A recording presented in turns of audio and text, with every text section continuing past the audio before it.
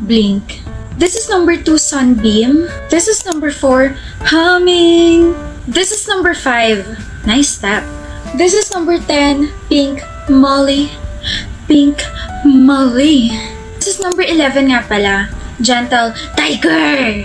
This is number 12, Flamingo. And last but not the least, my most favorite, the number 3, Glow Day.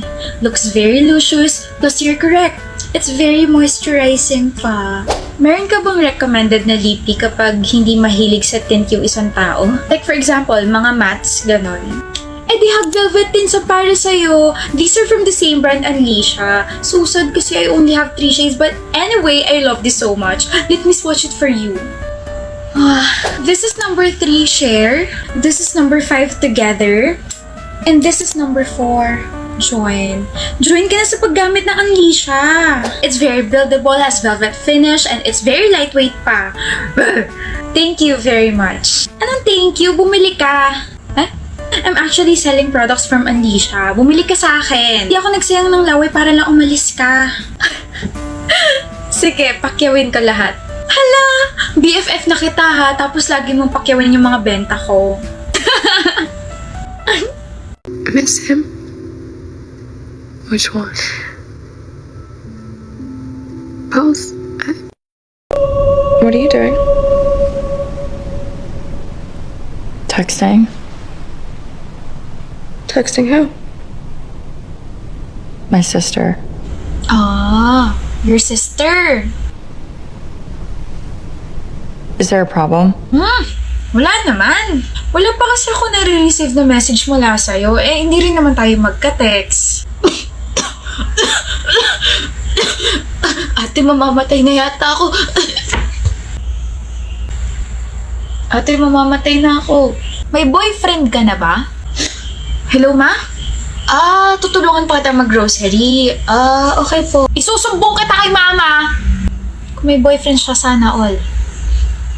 Bakit sa rami-raming school? Bakit dito ka lumipat, Shilo? Hindi na kasi ako pwede dun sa dati kong school. What do you mean hindi ka na pwede ron? Did you commit a crime? Hindi naman. Marami kasi akong absence, kaya yun yung nagparami sa record ko. Bakit marami kang absence? If you're uncomfortable na sagutin sila, wag na. Piper naman eh.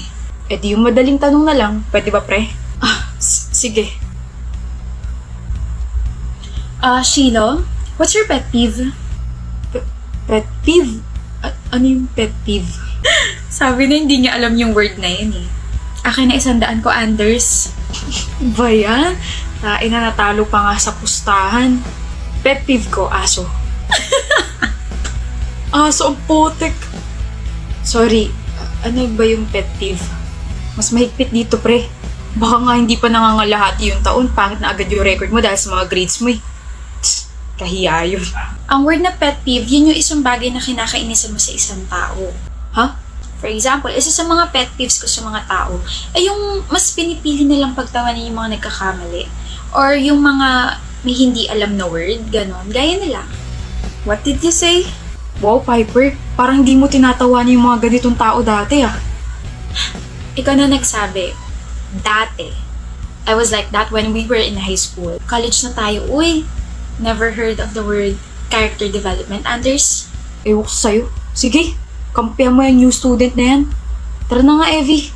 Sorry, nag-away pa kayo ng friends mo dahil sa akin. Huwag kang mag-sorry. Wala kang kasalanan, okay? Anyway, gets mo na ba yung word na pet peeve or do you want me to explain pa? Gets ko na. Salamat, Piper. You're welcome. Kaya ako maraming absent sa dati kong school kasi palagi kong binabantayan si mama sa ospital. Piper, it's so nice to see you again. Evie, it's been 6 years na, no? Buti nakarating ka rito sa reunion ng batch natin. Umangkad ka yata, Piper. Anders. Ngayon na lang ulit tayo na kompletong 3. Kinakataf mo kasi kami nung nag-third year college tayo eh. Dahil kasi yun kay Shilo, diba? You chose him over us. Anyway, ayoko na bumalik sa past natin. Alam niyo ba, I got cheated by this ugly guy.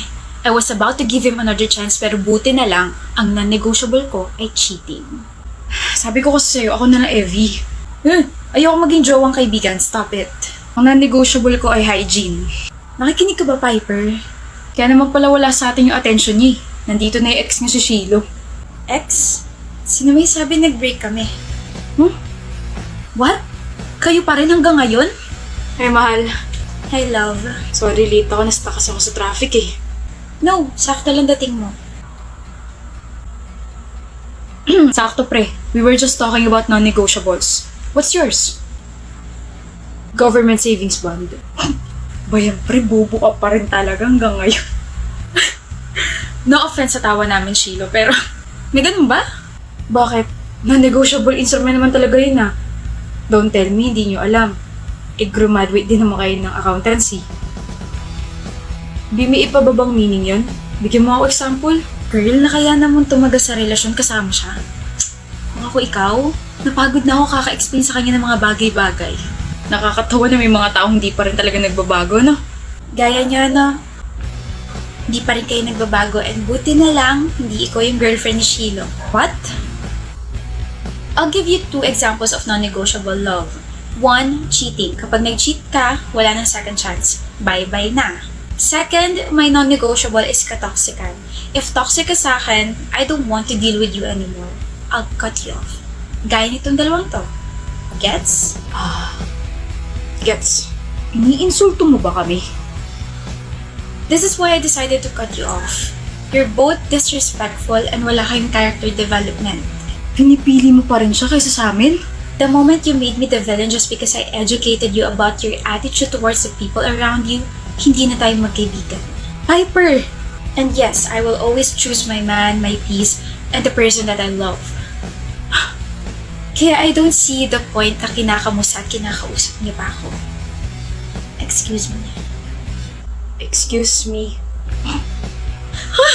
She's so annoying. Trade, kinukulit ka pa rin ba ng pangit mong ex? Hindi na. Sabi nung kabatch namin, nung reunion, the main reason daw kung bakit iniwan siya ng asawa at anak niya kasi nag-cheat daw siya. Tapos may gana pa siyang magpatulong sa'yo. Kapal na mukha niya. Galit ka ba sa akin? Ha? Hindi.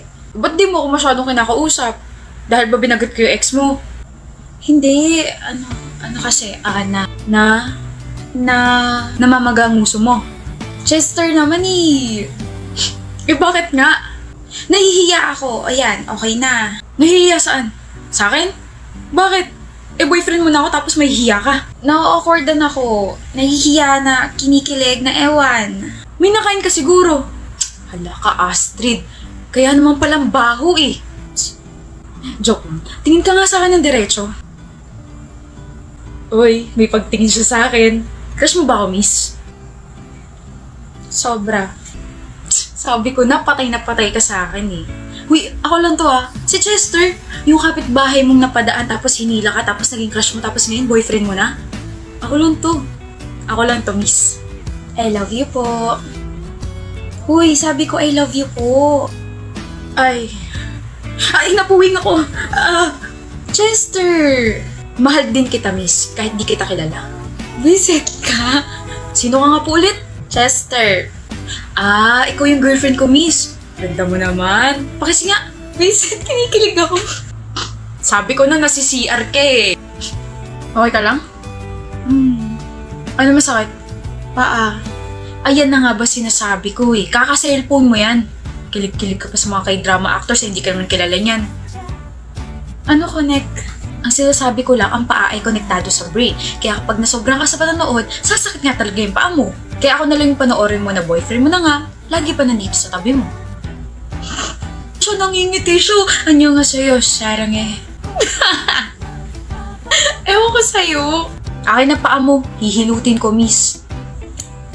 May bayad to ah. Kiss sabay, hug sabay, kiss. Mahal naman ang bayad.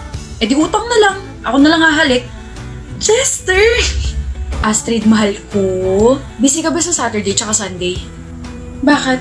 I mean, wala ka namang work nun, di ba? Sa Saturday. Wala. So, hindi ka busy. Hindi. So, pwede tayong mag-date. Oo. Okay, so yung date natin ay 2 days and 1 night. Pupunta tayong Bulacan. Huh? We're just getting started, baby. Okay, so ganito yung mangyayari sa date natin. 5 a.m. yung call time nating dalawa, breakfast tayo sa favorite fast food chain mo, tapos magda-drive ako, tapos you can sleep anytime, you can sing along sa music, tapos pagdating ng lunch, kakain tayo sa isang restaurant, don't worry, nagpa-reserve na ako. Tapos pagdating natin sa beach, pwede muna tayo magpahinga, tapos gising, tapos swimming, tapos magta-try tayo ng mga different water activities. Sandali. Takot ka sa dagat, Chester. Kasama naman kita. Kaya ko yun as long as hawak ko kamay mo. After ng water activities, magme-merienda tayo, tapos we will not forget to drink mango juice kasi favorite mo yun. Tapos pipicturean kita as in marami, okay? Tapos pagsapit ng gabi, magdi-dinner tayo malapit sa beach, tapos magpo-propose ako, tapos magpo-propose ka? Huh? Magpo-propose ka sa akin? As in, marriage proposal? Pinagsasabi mo dyan. So ano na naman pumapasok sa isip mo? Love kasi! Ano? Ba't ako? Okay. Kunwari wala ko narinig. Naiiyak tuloy ako. Ang cute mo naman po. Ayoko na. So, pwede na ba tayo magpakasal, Miss Astrid? O, diba? Nagulat ka?